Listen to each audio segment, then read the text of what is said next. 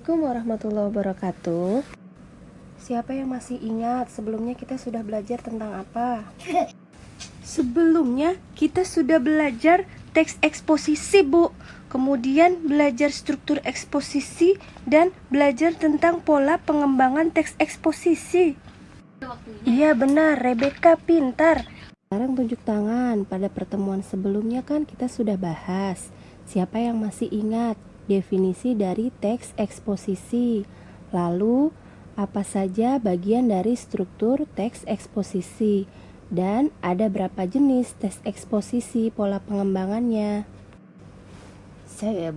Saya ingat bahwa teks yang berisi pemaparan suatu hal berdasarkan pernyataan penulis yang disertai dengan alasan atau argumentasi. Itu, Bu, yang disebut teks eksposisi.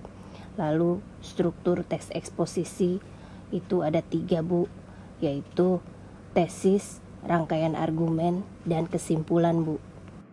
Iya, Ferdi, bagus. Sekarang siapa yang masih ingat ada berapa pola pengembangan teks eksposisi? Ada 5 pola, Bu. Antara lain pola proses, pola sebab akibat, pola perbandingan, pola ilustrasi, dan pola definisi, Bu. Iya, bagus. Terima kasih, Merlin. Terima kasih atas semuanya yang sudah mengingat penjelasan Ibu pada pertemuan sebelumnya. Hari ini Ibu akan tunjukkan contoh dari pola pengembangan teks eksposisi. Sebagai berikut contoh-contohnya. Contoh teks eksposisi pola definisi. Lagu anak adalah lagu yang mengandung nilai-nilai yang sesuai untuk anak-anak. Biasanya dibuat dengan kata-kata yang sederhana dan mudah dipahami anak-anak usia 6-12 tahun. Dengan demikian, tidak semua lagu yang dinyanyikan oleh anak-anak bisa disebut lagu anak. Selanjutnya, ini adalah contoh eksposisi pola proses. Dari Yogyakarta, Anto pindah ke Jakarta. Selama 2 tahun di kota ini, dia mencari uang dengan menjadi seniman tato. Karena ketidakberesan manajemen, tempatnya itu bubar. 6 bulan kemudian, ia menyusul Lane, istrinya, yang mendapat tawaran mengajar di Melbourne, Australia. Melbourne ternyata tempat yang sangat cocok bagi Anto, karena di sana terdapat komunitas komik independen. Komik-komiknya saat itu Bedtime Stories 2 sudah selesai dibuat dalam 3 bulan, mendapat sambutan hangat. Anto pun mulai mendapat penggemar. Anto biasa menitipkan komiknya untuk dijual di toko buku untuk dikirim ke penyalur-penyalur komik independen di Amerika dan Eropa. Anto menjadi bagian dari komunitas pembuat komik itu, dan mereka membuat pertemuan secara berkala. Contoh eksposisi pola perbandingan.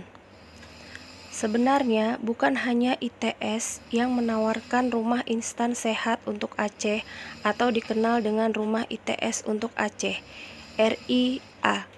Pusat Penelitian dan Pengembangan Permukiman Departemen Pekerjaan Umum juga menawarkan RISHA alias rumah instan sederhana sehat. Modelnya hampir sama, gampang dibongkar pasang. Bahkan motonya, pagi pesan, sore huni. Bedanya, sistem struktur dan konstruksi RISHA memungkinkan rumah ini berbentuk panggung. Harga RISHA sedikit lebih mahal, 20 juta rupiah untuk tipe 36. Akan tetapi, usianya dapat mencapai 50 tahun karena komponen struktur memakai beton bertulang diperkuat. Pelat baja di bagian. Selanjutnya, eksposisi pola sebab akibat.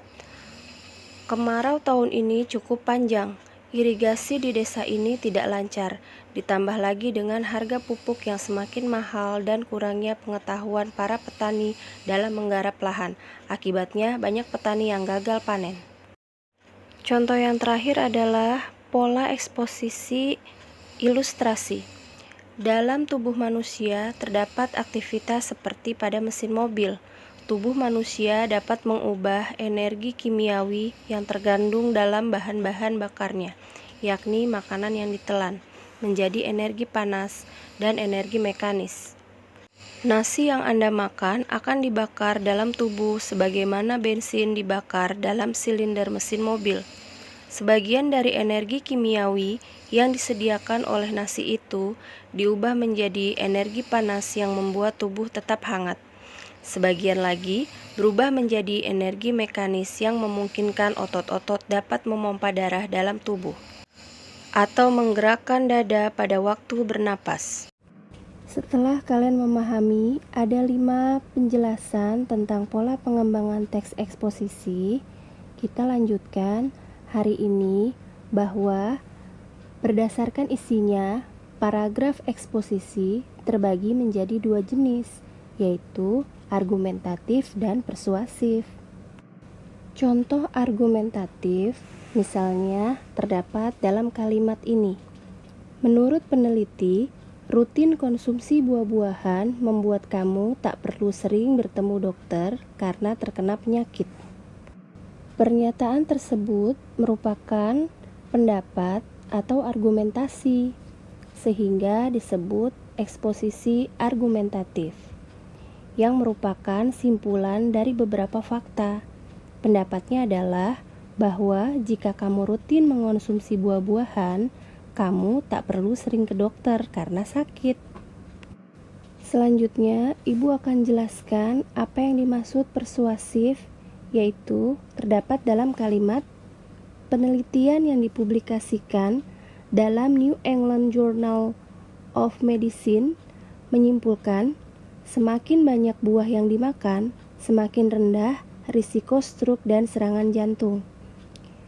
Pada pernyataan tersebut, berisi pernyataan yang mengajak pembaca untuk mengonsumsi banyak buah supaya terhindar dari risiko stroke dan serangan jantung. Sehingga itu disebut eksposisi persuasif atau berisi ajakan. Nah, sekarang apakah kalian sudah paham apa yang dimaksud eksposisi persuasif dan eksposisi argumentatif? Paham Bu, paham. Iya, alhamdulillah kalau sudah paham. Sekarang coba berikan 1 buah contoh masing-masing eksposisi argumentatif dan eksposisi persuasif. Iya, Merlin silakan. Contoh kalimat persuasif, berlatihlah dengan bersungguh-sungguh.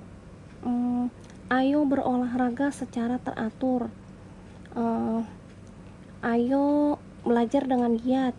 Ayo makan dan jaga kesehatan dengan teratur. Ayo di rumah saja untuk menghindari penyakit corona. Betul tidak, Bu? Iya, benar. Merlin cerdas. Yeay, betul. Terima kasih, Bu. Sekarang satu lagi, siapa yang bisa sebutkan contoh eksposisi argumentatif? Ini Bu, contohnya, media pendidikan merupakan hal yang sangat penting dalam mencapai tujuan pendidikan. Namun, sebagian dari kita menganggap hal itu kurang penting. Di Indonesia saja, penyebaran media pendidikan kurang merata. Contohnya saja, di daerah Papua yang saat ini tenaga pengajarnya masih sangat kurang. Ditambah lagi dengan kurangnya media pendidikan, terutama penyebaran internet. Akibatnya, tingkat kecerdasan berbeda-beda antar daerah. Seharusnya, upaya pemerintah dalam mencerdaskan kehidupan bangsa harus tetap ditingkatkan, terutama dalam penyebaran media pendidikan di daerah-daerah terpencil.